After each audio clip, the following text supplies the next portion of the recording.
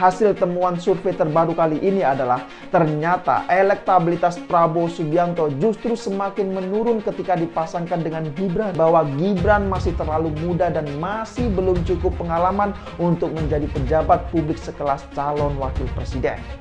Nah, selain itu, juga karena adanya praktik politik dinasti terkait dengan keputusan Mahkamah Konstitusi, ini yang menyebabkan penurunan elektabilitas Prabowo Subianto. Bo, ya sabar dulu lah, jangan mentang-mentang sebagai anak presiden, kemudian mendapatkan karpet merah karena ada paman di MK, dan segala etika dan moralitas itu tidak dijaga, itu diabaikan begitu saja. Lah ini kan menabrak revolusi mental yang digagas oleh bapaknya. Dan bukankah selama ini Presiden Jokowi selalu berpesan agar memilih pemimpin itu yang berpengalaman dan lihat rekam jejaknya seperti apa? Bukankah itu selama ini pesan yang disampaikan oleh Presiden Jokowi? Sebenarnya, dari banyak berita yang beredar, saya mencoba membuat kesimpulan berdasarkan keping-keping informasi yang saya dapat. Sejak kasus di Mahkamah Konstitusi, orang-orang Prabowo sudah mengingatkan Prabowo bahwa dia akan kalah kalau berpasangan dengan Gibran. Kasak-kusuk di masyarakat semakin luas dan menjadi tone negatif buat Gibran yang berimbas pada angka survei Prabowo yang turun. Dan angka turunnya survei Prabowo itu bisa dilihat dari survei Carta Politika yang keluar kemarin. Dan ini sangat meresahkan Prabowo. Makanya dia sempat terpikir untuk menggantikan Gibran dengan Erick Thohir sebagai wakil selagi sempat. Tapi kabarnya Jokowi nggak setuju. Dia tetap ingin Gibran anaknya menjadi calon wakil presidennya Prabowo. Dan karena Jokowi presiden, maka Prabowo mengalah karena dia belum punya kekuatan apa-apa sekarang. Kasihan Jokowi. Kasihan bangsaku ini diadu terus hanya karena seorang ayah terlalu sayang kepada anaknya. Tapi apakah Prabowo akan seterusnya mengalah melihat Jokowi yang begitu dominan? Saya nggak yakin. Prabowo sekarang mengalah itu memang benar. Tapi itu sampai pada titik nanti ketika Prabowo akhirnya memegang kekuasaan. Memegang tongkat komando presiden di mana dia bisa mengatur seluruh pertahanan dan keamanan. Karena itulah saya sangat menyesalkan kenapa sih Jokowi meninggalkan teman-teman terbaiknya yang mengawalnya sampai 9 tahun berkuasa hanya karena dia ingin terus berkuasa. Jokowi sekarang punya teman baru yang bisa jadi ancaman buat dirinya ketika dia tidak lagi berkuasa. Dan saya percaya ini akan terjadi ketika Prabowo berkuasa nanti. Kursi-kursi yang dulu diisi oleh orang-orang Jokowi akan diisi oleh orang-orangnya Prabowo. Dan sejarah raja-raja sudah mengabarkan sifat manusia seperti itu. Bahwa pengkhianatan pasti akan berbuah pengkhianatan juga. Pada tahun 2014 kalau kita masih ingat, Prabowo untuk mensukseskan dirinya sebagai capres menggandeng kelompok-kelompok pengasong agama. Politisasi agama sangat kental. Ujungnya apa? Ujungnya Jokowi difitnah anti-Islam, Jokowi PKI. Dan dengan cara itu mereka yakin menang. Tapi alhamdulillah kenyataan berkata lain. Prabowo ternyata kalah. Ada teman saya yang nanya, apa kesimpulan sementara saya soal kondisi politik yang terjadi saat ini? Jawaban saya ya singkat aja. Kondisi sekarang menggambarkan Jokowi telah dikalahkan oleh Prabowo. Majunya Gibran yang juga aneh, buah dari keputusan yang aneh, isu tentang potensi abuse of power. Semua persoalan ini tertuju ke Jokowi dan keluarganya. Jokowi lah yang menjadi sasaran. Jika dulu ada orang beranggapan Jokowi ini mahir memainkan bidak catur politiknya, kondisi hari ini justru sebaliknya. Ternyata Prabowo lah yang kini memainkan bidak caturnya, sedangkan Jokowi ditempatkan hanya sebagai pion yang bergerak ke sana kemari demi kemenangan Prabowo, demi Prabowo duduk sebagai presiden berikutnya. Soal posisinya di PDI Perjuangan, sampai sekarang sikap dan posisi Mas Gibran masih belum jelas. Apakah dia mundur dari partai yang sudah menyediakan karpet merah baginya ketika Pilkada Solo dan mendukung dengan sepenuh hati ayahnya, Pak Jokowi, selama perjalanan panjang 20 tahun lebih karir politiknya? Apakah dia ini sudah benar-benar mundur dan pamitan dengan baik-baik? Atau dia ini memang cuma ya memancing-mancing saja buat dipecat PDI Perjuangan supaya kemudian bisa bersandiwara sebagai korban, supaya bisa playing victim, supaya bisa berteriak keras kalau dia ini sudah dizolimi. Ada sirup rasa jeruk dan durian, ada keripik rasa keju dan ikan, ada republik rasa kerajaan. Saya sedih ketika kemudian Gibran ke sana. Saya salah satu yang mendukung Jokowi habis-habisan dari tahun 2012, dari saat dia pindah dari Solo ke Jakarta. Kalau orang tanya, "Yan, lu sedih nggak?" Sedih. Istri saya menangis. Lu kecewa nggak? Kecewa. Lu kesel nggak? Kesel. Kalau misalnya gue ketemu Presiden Jokowi, gue pengen nanya, kenapa sih? Kenapa? Apa salah kita? Apa yang kemudian yang tidak menyenangkan dari yang kita lakukan yang membuat kamu seperti ini? Kira-kira seperti itu. Kalau bisa sambil goncang-goncangan tubuhnya. Ada apa? Gitu kira-kira gitu ya. Kenapa? Saya butuh jawaban. Saya butuh jawaban. Dulu mau percaya tidak percaya, dia pernah menawarkan saya menjadi menteri, saya tidak mau. Berapa kali acara kita, dia tanya, "Mas Hadian ada uangnya?" Ada. Saya bisa cari, saya bisa kumpulkan dari teman-teman yang lain. Saya tidak terima apapun. Kenapa? Saya tidak minta apapun. Saya tidak pernah minta tambang sama dia walaupun saya di Komisi 7.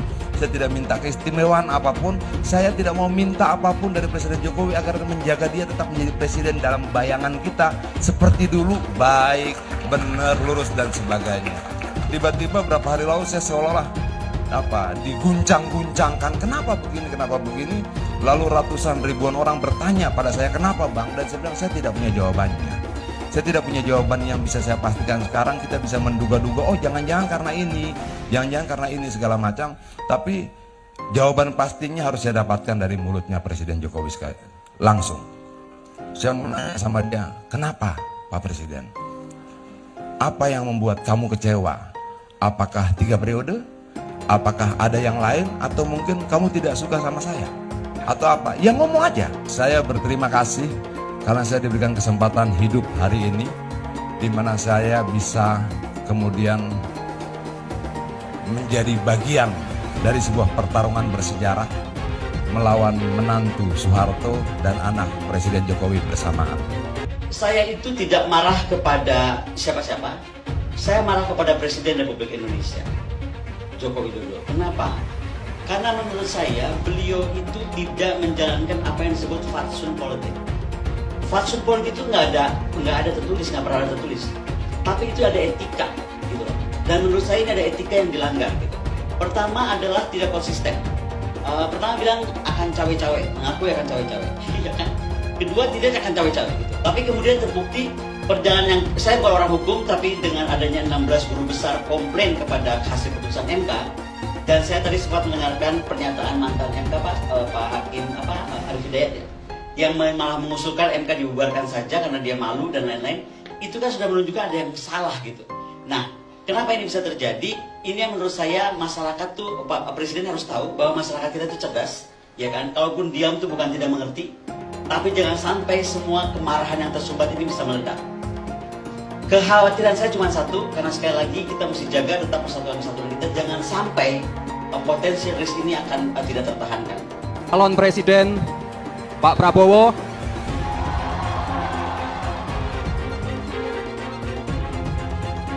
tenang saja Pak Prabowo, tenang saja Pak, saya sudah ada di sini.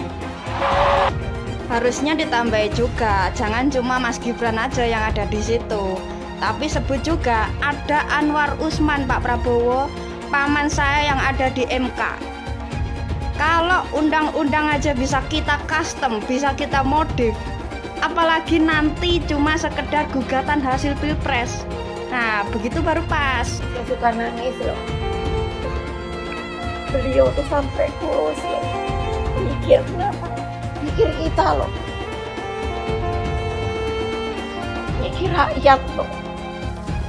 Nah, yang pasti kalau buat saya dibandingkan misalnya Pak Gibran jadi maju gitu, Mas Gibran gitu ya. Ya saya pilih Ganjar sama Mahfud lah, karena lebih teruji kan. Anda jadi wali kota baru 2 tahun 3 tahun kan belum teruji juga. Ini urus negara loh, mau jadi presiden loh. Kalau Anda belum lengkap, belum pernah di legislatif, belum nasional ya maksudnya DPR. Kalau di DPR kan boleh ngerti nih pemerintahan seperti apa. Anda belum pernah di eksekutif yang tingkat provinsi, Anda nggak ngerti jadi presiden nanti. Ini bukan soal belajar coba-coba loh. Ini negara dipertaruhkan untuk 2045. Kita kan mau mencapai 100 tahun ini mau jadi apa? Kalau coba-coba, ini negara sebentar lagi 300 juta penduduk kita. Mana boleh kita kasih orang coba-coba. Saya tidak meremehkan anak muda ya. Anak muda bisa lebih kreatif gitu ya. Tapi bicara tata negara, Anda harus mengerti konstitusi. Anda bukan hanya untuk berani untuk maju. Kalau cuma berani maju, banyak bisa kita pilih orang berani maju. Tapi yang lengkap dengan track record ini kan butuh waktu pembuktian. Pasti pilih Pak Ganjar, Pak Mahfud yang lebih pengalaman. Saya tidak mau anak cucu saya harus nunggu sekian tahun lagi. Pengalaman Jakarta gitu kan, nunggu lagi mundur. Males sudah. Jadi kita nggak usah coba-coba deh. Udah jangan dengerin janji-janji manis orang. Buktikan aja selama ini bagaimana. Anies Baswedan adalah yang terbaik dan banyak baik-baik sebagai calon pemimpin di negeri ini. Alam semesta memberikan dukungannya kepada kita. Hingga betapa besarnya dan betapa beratnya rintangan itu, insya Allah kita akan mampu melewati itu, saudara semuanya. Kita akan mampu melewati itu, dan insya Allah kita akan membawa kemenangan kepada pasangan kita ini. Pasangan kita, amin. Pasangan kita, amin. Insya Allah. Harus dicek betul, pernah nggak calon pemimpin kita, calon presiden kita ini memecah belah umat. Kalau punya jejak pernah memecah belah umat, jangan dipilih. Kita lihat apakah pemimpin kita, calon pemimpin kita ini ya pernah menggunakan agama sebagai alat untuk memenangkan kepentingannya atau tidak. Kalau agama diperalat untuk merebut kekuasaan, jangan dipilih. Sekali lagi, kalau ada calon pemimpin yang punya rekam jejak memperalat agama untuk kepentingan politiknya, jangan dipilih. Kalau kalian pendukung saya, haram hukumnya membawa isu sara. Haram hukum.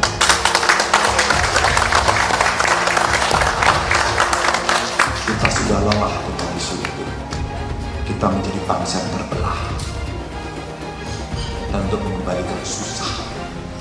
Umat Kristen di Indonesia memang minoritas, tapi jangan salah. Umat Kristen akan memegang peran menentukan apakah Anies akan menang dalam Pilpres 2024. Kalau secara perlahan semakin banyak orang Kristen yang berpaling ke Anies, yang akan menang nantinya sangat mungkin Anies. Suara pemilih Kristen di Indonesia adalah sekitar ya 10% lah. Kalau ekstrimnya semua warga Kristen memilih Ganjar, artinya Ganjar akan mendapat tambahan 10% suara dan Ganjar akan menang. Nah, itulah saya katakan kekompakan suara pemilih Kristen akan menentukan. Begitu suara pemilih Kristen terbelah secara timpang, Anies akan bisa mengalahkan Ganjar. Anies tahu jagoannya itu hanya akan menang kalau bisa memecah suara pemilih Kristen. Sekarang semua bergantung pada umat Kristen. Kekompakan pemilih Kristen akan menentukan apakah pada akhirnya Indonesia akan dipimpin Anies atau Ganjar. Elektabilitasnya Anies merosot ya seiring mulai terkuaknya kontroversi dari kepemimpinan Anies di Jakarta. Gen Z juga tahu kalau Anies adalah sosok yang didukung kelompok intoleran yang membuat Pilgub DKI 2017 menjadi sangat kotor. Politik identitas yang mengarah ke perpecahan seperti yang dikeluarkan pendukungnya Anies, yaitu Kadrun bin Kampret, kafir lah, laknat lah, PKI lah, ya cuma itu doang kemampuannya. Itulah pendukung Anies. Jangan pernah takut melawan kadrun yang cuma pengen Indonesia hancur. Siap kawal kasus Ahok, siap penjarakan Ahok. Takbir, takbir, takbir. Siap kawal kasus Ahok. Siap. Siap kawal kasus Ahok. Siap. Betul. Betul. Tangkap, tangkap, tangkap si Ahok. Tangkap si Ahok sekarang juga. Tangkap, tangkap, tangkap si Ahok. Tangkap si Ahok sekarang juga. Takbir. Allahu Akbar. Takbir. Allahu Akbar. Tangkap, tangkap, tangkap si Ahok. Tangkap si Ahok sekarang juga. Tangkap, tangkap. Tangkap si Ahok sekarang juga. Lagi. Penjajahan di depan mata itu di Jakarta. Kita semua pribumi ditindas dan dikalahkan. Kini telah merdeka. Kini saatnya kita menjadi tuan rumah di negeri sendiri. Anies, ibunya Arab, bapaknya Arab, kakeknya Arab. Mas Anies nikah dengan keturunan Arab. Menantu Mas Anies, anak Mas Anies nikahnya dengan Arab lagi. Jadi Mas Anies kalau merepresentasikan Indonesia agak kurang keindonesiaannya. Mungkin 3% Indonesia aja yang bisa direpresentasikan oleh Mas Anies. Nasbi mengingatkan rakyat bahwa Anies kurang mewakili Indonesia karena dia Arab. Apakah ini rasis?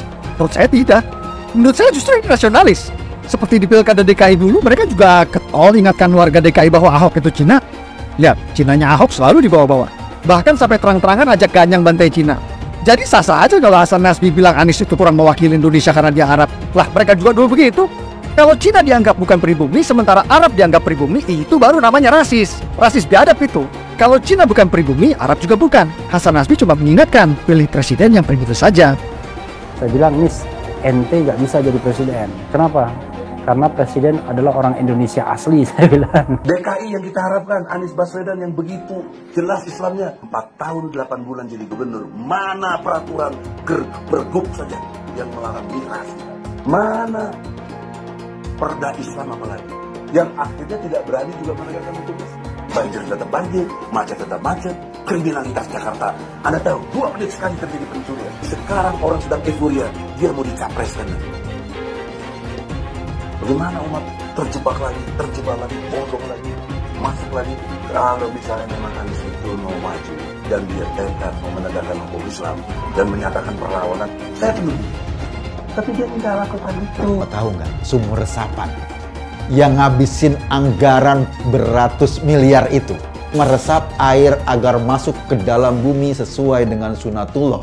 Tetapi ternyata sumur ini tidak meresap air, malah airnya itu menggenang di sumur-sumur itu. Sumur resapan itu sekarang harus disiapin pompa untuk menguras air di sumur resapan. Kalaupun dia harus makan babi sepanjang jadi presiden, mungkin akan dilakukan. Jangan sampai Indonesia jatuh ke tangan pembohong.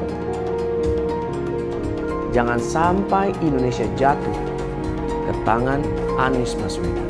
Jangan hanya konsentrasi pada pembangunan benda-benda mati yang indah difoto dan bisa ditunjukkan dalam 5 tahun hasilnya. Kalau kita mau menilai sebuah janji, maka lihat janjinya atau lihat kenyataannya. Dulu janjinya apa ya? Dan ini aneh, betul-betul aneh. Ini bukan kampanye, tapi saya sampaikan di sini. Di satu sisi menyiapkan jalur-jalur air untuk dikirim ke laut, di sisi lain di lautnya dipasang dengan pulau reklamasi, tinggal tunggu waktu jadi rob, air balik. Dan ini melawan sunatullah. Kenapa? Air itu turun dari langit ke bumi, bukan ke laut. Harusnya dimasukkan ke dalam bumi, masukkan tanah. Di seluruh dunia air jatuh itu dimasukkan ke tanah. Bukan dialirkan pakai gorong-gorong raksasa ke laut. Jakarta telah mengambil keputusan yang fatal. Bukan banjir, itu memang parkir air. Bukan banjir, itu memang parkir air. Masyarakat berkeliling dengan membawa toa untuk memberitahu semuanya, termasuk sirine. Ibon 82 miliar. Apa alat transportasi yang dimiliki oleh hampir setiap orang? Alat transportasi yang dimiliki semua orang adalah kaki. Saya mensyukuri kenapa kalah, kenapa ditahan. Saya bersyukur atas itu semua. Saya coba bayangkan ya, kalau seandainya waktu itu kita menang gitu ya, hari ini belum tentu kita bisa nikmati seperti ini. Kita bersyukur 5 tahun Tuhan izinkan kasih ke orang yang pintar ngomong untuk kerja. Coba kalau kita bayangkan gitu ya, kalau kemarin saya masih jadi gubernur, ini saya udah turun ini. Tapi yang pintar ngomong itu dikira orang hebat kan? Ini lebih berbahaya tahun 2024. Langsung ketahuan karakternya. Langsung ketahuan itu. Di saya juga ada kutipan Pak di kamar saya Pak. Tulisannya, Jakarta telah mengambil keputusan yang fatal. Gus Dur itu buta mata juga buta hati. Pancasila Soekarno, ketuhanan ada di pantat. Anak Tuhan dari mana? Kalau Yesus anak Tuhan, bidangnya siapa? Besok di seluruh wilayah Indonesia kami katakan dan Iblis hanya menggoda orang yang beriman. Makanya jarang-jarang orang kafir kerasukan setan. Yang kerasukan setan itu orang baik-baik. Jarang, saya belum pernah nengok Cina kerasukan setan. Pernah tak Ahok itu kerasukan setan? Enggak, setannya juga. Karena sesama setan dilarang saling menggoda. Karena di salib itu ada jin kafir. Karena di salib itu ada jin kafir. Karena di salib itu ada jin kafir. Haleluya. Kepalanya ke kiri apa ke kanan? Kepalanya ke kiri apa ke kanan? Tetap percaya salib itu lambang mulia, bukan jin. Kok ketawa? Aku nggak nyindir siapa-siapa loh. Kalau Anda tanya saya jadi presiden, saya hari ini jadi presiden juga saya tahu apa yang saya mesti kerjakan. Karena saya udah kenyang dari DPRD tingkat 2, dari pengusaha, DPRD tingkat 2, bupati. Bupati itu paling kerja benar, paling ngerti tuh soal daerah seperti apa. Sampai hari ini portofolio saya lengkap sampai ke BUMN. Saya pernah legislatif, pernah eksekutif. Tapi nggak usah andai-andai gitu kan. Tapi kalau saya hari ini jadi saya tahu apa yang saya mesti kerjakan. Ya Anda nggak usah khawatir. Kita nggak bisa hindari ada orang memanfaatkan soal SARA untuk kampanye.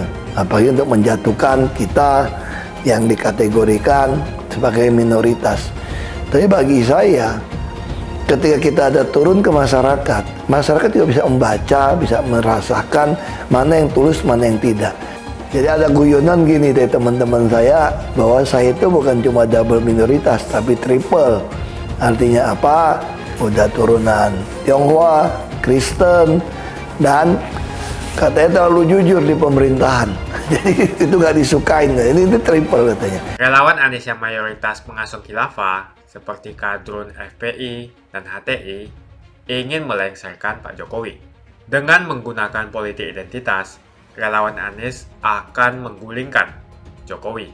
Tapi pendukung Anies lupa bahwa 82% penduduk Indonesia suka dengan kinerja Pak Jokowi. Ingat, di belakang Anies ada ormas pengasuh khilafah, seperti FPI, HTI, PA212. Saya yakin sebentar lagi karma Ahok akan mengejar Anies Baswedan. Dulu sejak Pilpres 2014 dan 2019, saya dan teman-teman semua mendukung Jokowi untuk apa? Untuk mengalahkan Prabowo Subianto kan? Untuk mencegah supaya Prabowo Subianto itu tidak berkuasa. Bukankah seperti itu? Jadi kalau kita mendukung Prabowo, maka sama saja kita itu kembali ke zaman jahiliyah di masa lalu. Aneh memang, banyak buzzer sebelah itu yang menuding bahwa saya dan teman-teman semua yang mendukung Ganjar Mahfud MD katanya itu telah berubah. Lah sekarang berubahnya dari mana coba? Bukankah justru mereka yang saat ini sedang berubah? Nah, tapi lupakan saja soal tuduhan bahwa yang mendukung Ganjar Mahfud MD itu telah berubah. Saya paham mereka menyatakan hal tersebut mungkin karena tidak terima ketika Presiden Jokowi dikritik mengenai dinasti politik yang sedang terjadi saat ini.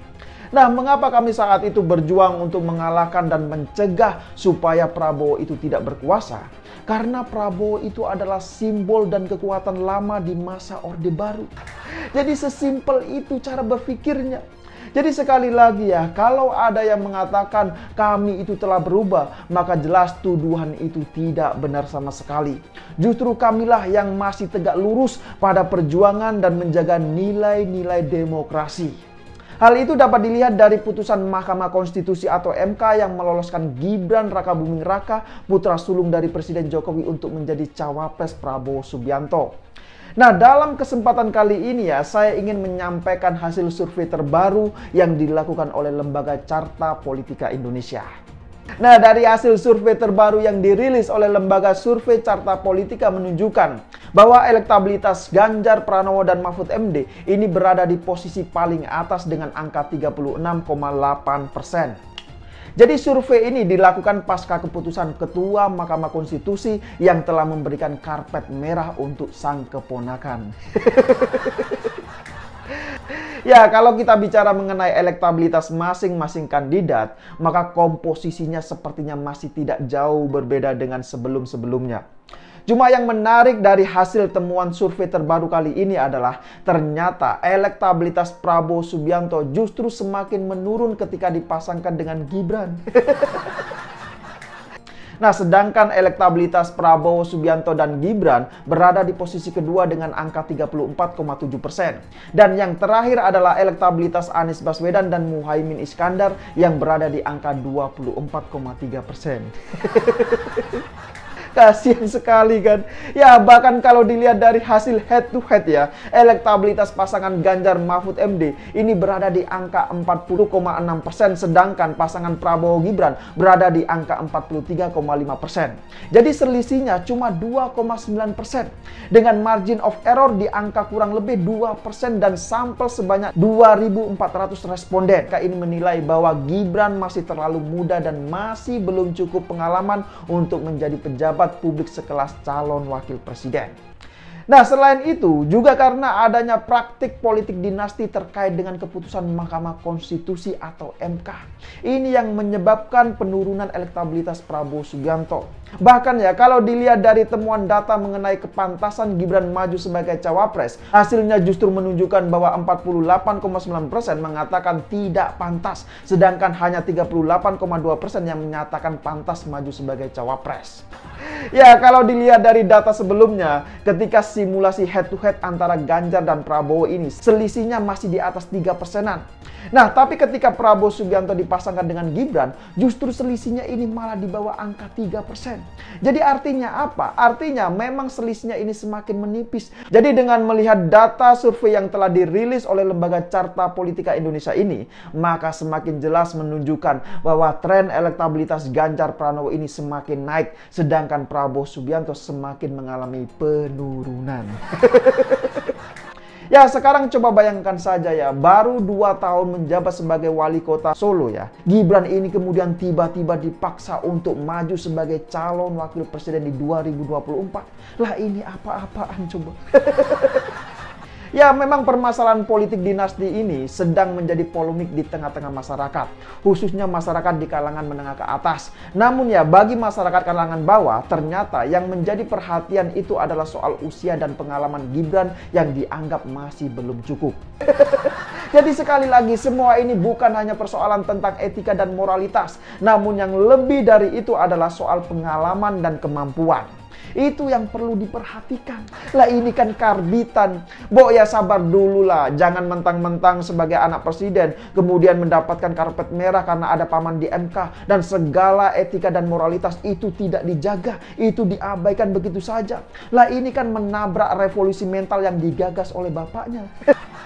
Lah ini kan mencela-mencela namanya. Nah, sekarang kalau faktanya sudah seperti ini, lantas siapa yang bisa dipercaya? Dan siapa yang sebenarnya berubah? Ya, saya kira teman-teman semua sudah tahu lah jawabannya seperti apa. Nah, sekarang seakan-akan semua pesan itu sudah tidak berlaku sama sekali. Bahkan kita semuanya dibuat seperti orang bodoh yang gampang untuk dibohongi. Dulu pesannya A, tiba-tiba sekarang malah berubah jadi B. Dulu pesannya B, tiba-tiba malah sekarang ini jadi C. Dan seterusnya. Dan bukankah selama ini Presiden Jokowi selalu berpesan agar memilih pemimpin itu yang berpengalaman dan lihat rekam jejaknya seperti apa? Bukankah itu selama ini pesan yang disampaikan oleh Presiden Jokowi? Semakin dekat Pilpres, relawan Anies semakin beringas dan Anies semakin galau. Dengan menggunakan politik identitas, relawan Anies akan menggulingkan Jokowi. Relawan Anies yang mayoritas pengasuh khilafah seperti kadrun FPI dan HTI ingin melengsarkan Pak Jokowi. Tapi pendukung Anies lupa bahwa 82% penduduk Indonesia suka dengan kinerja Pak Jokowi. Saya pikir kalau terjadi baku hantam, maka ada 82% yang akan menghajar kadrun pengasong khilafah itu. Kalau melihat perkembangan koalisi politik, yang paling agresif memperluas basis kerjasama yang sudah konkret adalah koalisi Ganjar. Sejak Ganjar diumumkan oleh PDIP, sudah resmi koalisi Ganjar ini didukung oleh 3 partai, yaitu P3, Hanura, dan juga Perindo. Nasdem pun semakin pusing melihat Anies, karena elektabilitas Anies semakin jatuh, dan banyak kader-kader Nasdem terjerat kasus korupsi, seperti belakangan kasus korupsi BTS. Kasus korupsi 8 triliun yang dilakukan oleh kader terbaik Nasdem yaitu Johnny G. Plate ini sangat menghantam Partai Nasdem, Menteri dari Kementerian Pertanian, di mana ini juga adalah dari Partai Nasdem. Apalagi belakangan ada 120.000 kader dari Partai Nasdem pindah ke Partai Perindo. Semenjak Nasdem mengusung Anies, banyak sekali petaka yang diterima oleh Nasdem. Apakah ini merupakan karma dari Ahok? Silahkan komentar di kolom komentar. Yang jelas saya tidak akan memilih Anies, karena Anies bukan pribumi yang jelas. Dan Anies juga merupakan antitesis daripada Jokowi. Antitesis artinya bertolak belakangan dengan semua kebijakan Jokowi. Anies sudah terang-terangan menyebutkan dia tidak akan melanjutkan kinerja dari Pak Jokowi. Tidak ada infrastruktur yang akan dibangun jika Anies memimpin Indonesia 5 tahun ke depan. Lagi pula, Anies juga didukung oleh khilafah dan pendukung Anies dari ormas seperti FPI dan juga HTI. Apa kita mau FPI dan HTI kembali di Indonesia jika Anies memimpin? Anies adalah bapak politik identitas yang menghalalkan segala cara untuk menggapai kekuasaan, termasuk menggunakan politik identitas berbasis agama. Kita lihat di kasus Ahok. Kita sudah bisa melihat kinerja Anies selama 5 tahun di Jakarta, dan ini merupakan rekam jejak Anies Baswedan.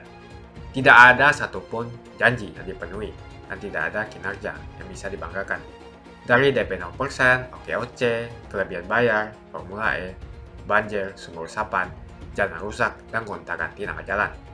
Jadi saya rasa tagline perubahan yang diusung Anies adalah tagline merubah kata korupsi menjadi kelebihan bayar, supaya semua koruptor tidak dijerat oleh pasal korupsi, karena mereka semua hanya melakukan kelebihan bayar.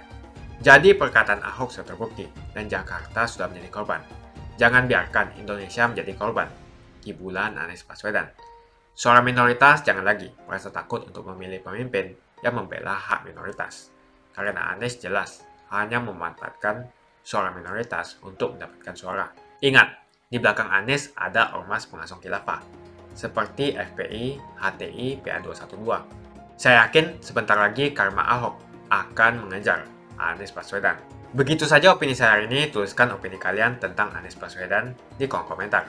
Dan juga tuliskan pendapat kalian tentang people power oleh relawan Anies untuk melengsarkan Pak Jokowi. Tuliskan pendapat kalian. Jika kalian siap untuk melawan people power yang digaungkan oleh relawan Anies, ayo tuliskan lawan people power di kolom komentar. Pastikan Anda semua like video ini dan bagikan video ini ke teman dan family Anda supaya mereka semua mengetahui tentang informasi ini. Tekan tombol subscribe dan bunyikan lonceng notifikasi supaya kamu tidak ketinggalan